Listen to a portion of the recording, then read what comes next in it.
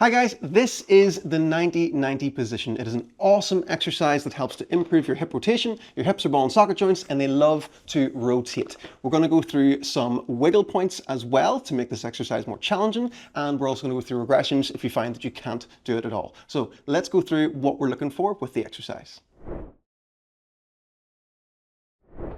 Right now, Jenni's right leg is externally rotated, so that's the front leg when the knee falls out to the side.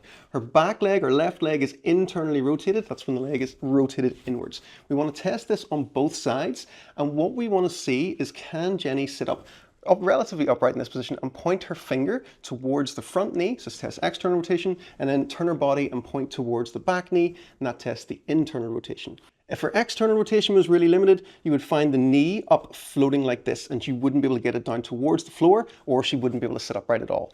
And if the internal rotation is limited, she would cramp right up at the top of the hip there and not be able to basically not be able to take the hands off the floor. We want to test that on each side and see if there's a difference side to side that we can work on ironing out. For some awesome wiggles for the 90-90 when you've got the hang of it, what we can do is do some glute activation. So Jenni can lift up her back leg a little bit and then start to push back and extend the front of her hip and really squeeze at the glute to get a good feel here. What you can also do is use something behind you and use that to press into and just gradually ramp up how much tension you've got going through the glutes, and just use that like a held isometric position. It's a really, really lovely thing to do.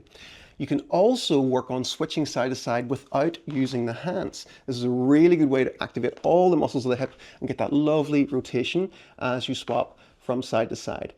Over time, if you really want to improve your external hip rotation, what Jenni can do is bring her back leg in a little bit, and then from there, hands on the floor, try and bring her sternum down towards here. We're not looking to fold over and get down as low as we can. We're looking to get a nice stretch in the front leg hip and lean ourselves forward and have a deep breath out and try and sink down further. Hanging out there for around 2 minutes at a time is really lovely, and that works in external rotation. Just make sure you do both sides and do that.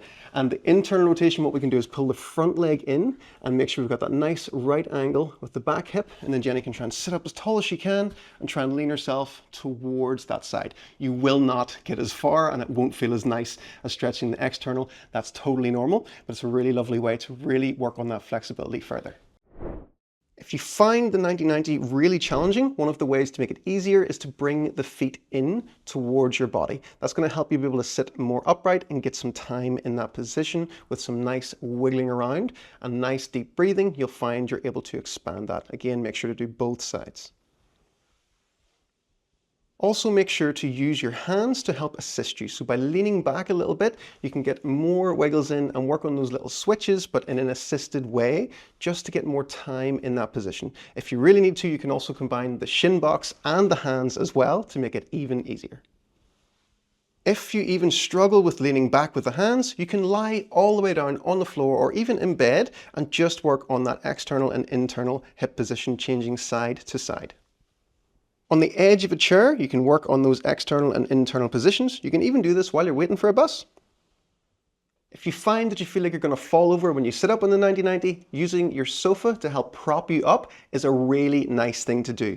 If you find you get up into the position and you start to cramp, just come out of it slowly, shake it off, but make sure to get right back in again so that your body doesn't get scared of the position. It will get easier with practice. If you're ever unsure what to do to improve your hip mobility, just hop down onto the floor and start working on your 90-90s. Hips love to rotate. It is such a good exercise to work on. You can do it in the evenings while watching TV, just do some lazy 90-90s on the floor, or you can use those pushbacks as part of your warm-ups. The 90-90 should be part of everybody's training.